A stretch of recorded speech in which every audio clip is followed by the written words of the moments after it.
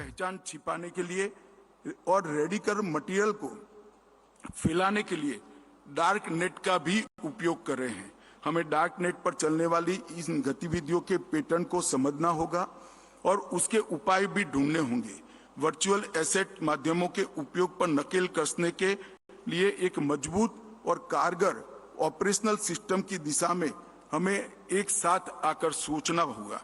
Metaverse जो कभी science fiction था, अब वास्तविक दुनिया में कदम रख चुका है। मेटावर्स से आतंकवादी संगठनों के लिए मुख्य रूप से प्रचार, भर्ती, प्रशिक्षण, इसके नए अवसर पैदा हो सकते हैं। इससे टेररिस्ट ऑर्गेनाइजेशन के लिए कमजोर मानसिकता वाले लोगों का चयन करना और उन्हें लक्ष्य बनाना और उनकी कमजोरियों के अनुरूप मटेरियल तैयार करना बहुत आसान हो जाएगा। मेटावर्स यूजर की पहचान की सच्ची नकल करने के लिए अवसर भी पैदा करते हैं, जिसे डीप फेक कहते हैं। व्यक्तियों के बारे में बेहतर बायोमेट्रिक जानकारी का उपयोग करके अपराधी यूजर का रूप धरने और उनकी पहचान चुराने में सक्षम हो जाएंगे। साइबर अपराधों द्वारा रैंसमवेयर हमलों और महत्वपूर्ण व्यक्तिगत डेटा की बिक्री, ऑनलाइन उत्पीड़न और बाल शोषण से लेकर फर्जी समाचार और टूल किट के साथ साथ मिस इन्फॉर्मेशन कैंपेन जैसी घटनाओं को अंजाम दिया जा रहा है। इसके साथ ही क्रिटिकल इंफॉर्मेशन और फाइनेंशियल सिस्टम को स्ट्रेटेजिक लक्ष्य बनाने की प्रवृत्ति भी बढ़ रही है। ऐसी गतिविधियां अंतर्राष्ट्रीय चिंता का विषय है, क्योंकि इन गतिविधियों का सीधा प्रभाव सुरक्षा, कानून व्यवस्था और अर्थव्यवस्था पर पड़ता है। ऐसे अपराधों को और अपराधियों को दोनों को हमें रोकना है।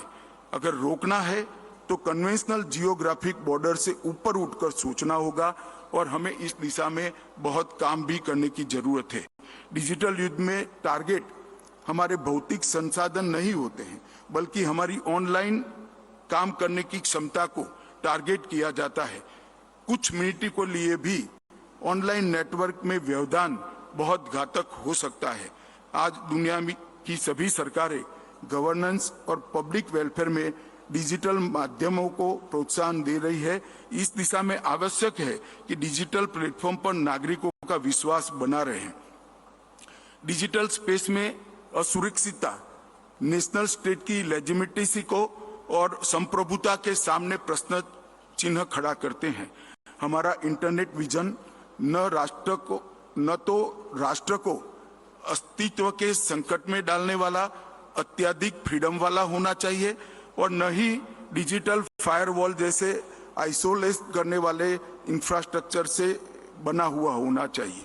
भारत ने कुछ ऐसे open access digital public infrastructure model खड़े किए हैं जो कि समग्र विश्व में मिसाल बने हुए हैं। हमारा डिजिटल आइडेंटिटी का Aadhaar model, real time fast payment का UPI model, open network for digital commerce ONDC, health के क्षेत्र में ओपन हेल्थ सर्विस नेटवर्क जैसे और भी है।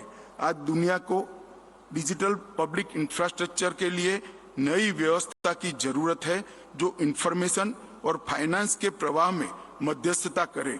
इससे दुनिया के देशों को अपने नागरिकों को डिजिटल रूप से सशक्त बनाने में सुविधा होगी। मित्रों, मैं कुछ सुरक्षा उपायों के लिए भी बात करना जरूर चाहूंगा। दुनिया के कई देश साइबर अटैक के शिकार हुए हैं और यह खतरा दुनिया भर की सभी बड़ी अर्थव्यवस्थाओं पर मंडरा रहा है। विश्व बैंक के अनुमान के अनुसार 19 से 23 के दौरान साइबर हमलों से दुनिया को लगभग $5.2 ट्रिलियन का नुकसान हो सकता था।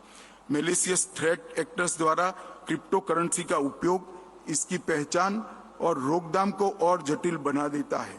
प्रधानमंत्री मोदी जी के नेतृत्व में भारत सरकार ने एक समान साइबर कार्यनीति की रूपरेखा तैयार करने, साइबर अपराधों की रियल टाइम रिपोर्टिंग के लिए, लॉ एनफोर्समेंट एजेंसियों की कैपेसिटी बिल्डिंग के लिए, एनालिटिकल टूल्स डिजाइन करने के लिए, फॉरेंसिक प्रयोगशालाओं का एक राष्ट्रीय नेटवर्क स्थापित करने के लिए, साइबर हाइजीन सुनिश्चित करने के लिए और हर नागरिक तक साइबर जागरूकता के प्रसार करने जैसे क्षेत्रों में बहुत काम किया है।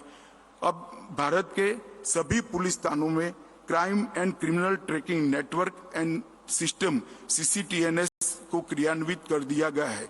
साइबर अपराध के विरुद्ध व्यापक जवाबी कार्यवाही सुनिश्चित करने हेतु भारत सरकार ने Indian cyber crime coordination centre I4C की स्थापना की है। भारत सरकार ने साइट्रेन पोर्टल नामक एक विशाल ओपन ऑनलाइन ट्रेनिंग प्लेटफॉर्म को भी निर्माण किया है।